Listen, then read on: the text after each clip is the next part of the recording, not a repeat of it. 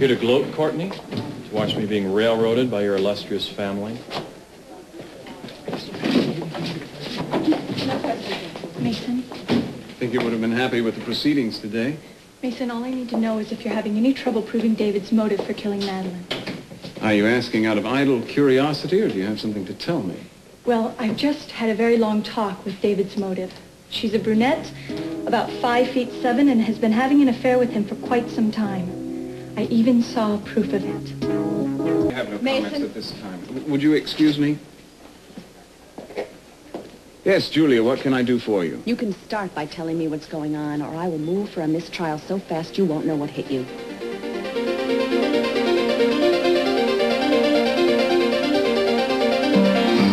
Julia, love, I can't tell you how happy it makes me to give you my revised witness list. Revised? Why wasn't I told? I'm telling you now. I tried to tell you last night, but you were strangely incommunicado. Was I? Yes, I couldn't help but envy you. You know, when I'm working on a murder trial, I have to stay home and do my homework. There you are, gallivanting around. Is that confidence, I wonder, or inexperience? Saw Marty Whitmore. You calling him? His photos are fake. Yes, I've admitted as much to you. Yet you're using him as a witness. I didn't think a little local color would be amiss. Don't give me that. What about Sheila Carlisle? She swore that she wasn't having an affair with David, and she says she'll continue swearing that. I know that, too. Yet you've subpoenaed her as well. You'll just have to wait and see, Julia. Unless, of course, you want to object in the change in order of the witnesses. Of course, you have an absolute right to talk to her before she testifies, if you wish. It's not going to do you any good, Mason. Whitmore's worthless, and Sheila's not going to change her story. So why worry? You're right. Go ahead. Hang yourself. But if I find out there's anything underhanded about this, Mason, I You'll swear... be the first to know, Julia. Come now. Don't look so solemn. It's only a matter of life and death. I think it's time we were getting inside, don't you?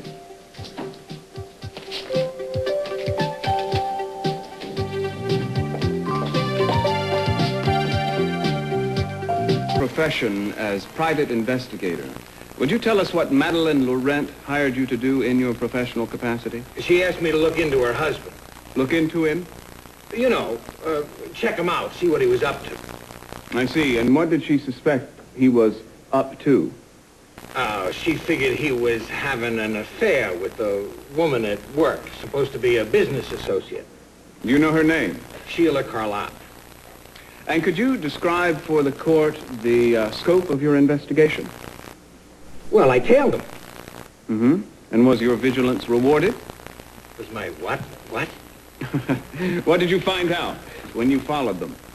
Well, they took business trips together, but they each had separate rooms and stuff like that. I followed them for a couple of months, but I was never able to get any real proof. But, you know, in my business, you have to have instincts, if you understand my meaning. Indeed, I do. And you conveyed this information directly to Mrs. Laurent, did you not? Both your findings and your instincts. That's right. And when did you make your final report to her? Well, it was on the same day that she was killed by her husband. Objection, Your Honor. You're quite right, Miss Wainwright. Sustained. Please strike the answer from the record. The jury is instructed to disregard the answer, and the witness is warned to keep his replies only to the facts. What'd I do? It's quite all right, Mr. Whitmore. I have no further questions for this witness, Your Honor. Miss Wainwright. All right, Mr. Whitmore. Isn't it true that because you couldn't come up with any conclusive proof of Mr. Laurent's infidelity, that his wife refused to pay you for your services? Well, she paid the expenses along the way and such, but she wouldn't settle the final bill, no. And as a result of this refusal, didn't you subsequently arrange to fake certain photographs, then tried to bring them to Mrs. Laurent to try to collect what you felt she still owed you? That's right. Then when you found out it was too late, that Mrs. Laurent was dead, didn't Didn't you try to blackmail Mr. Laurent with those same photos?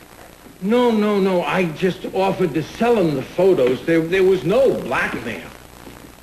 You make very fine distinctions, Mr. Whitmore. But the simple fact is that because you couldn't come up with legitimate proof of Mr. Laurent's infidelity with Miss Carlyle or anyone else in the entire 2 months that you worked for Mrs. Laurent. Isn't that so? No real proof, no. And yet, you obviously told the prosecution that you were sure that Mr. Laurent and Sheila Carlyle had something going on. What made you so sure? Well, like I said, it was, you know, I mean, when you're in my business, you get gut instincts. I've been doing this for 20 years, and I have gotten to be a pretty good judge of human character. Let's examine your character, Mr. Whitmore. Isn't it true that 3 out of those past 20 years were spent in federal prison for tax evasion and extortion? Objection, Your Honor. Mr. Whitmore's past is not an issue here. Yeah, what has that got to do with the price of apples?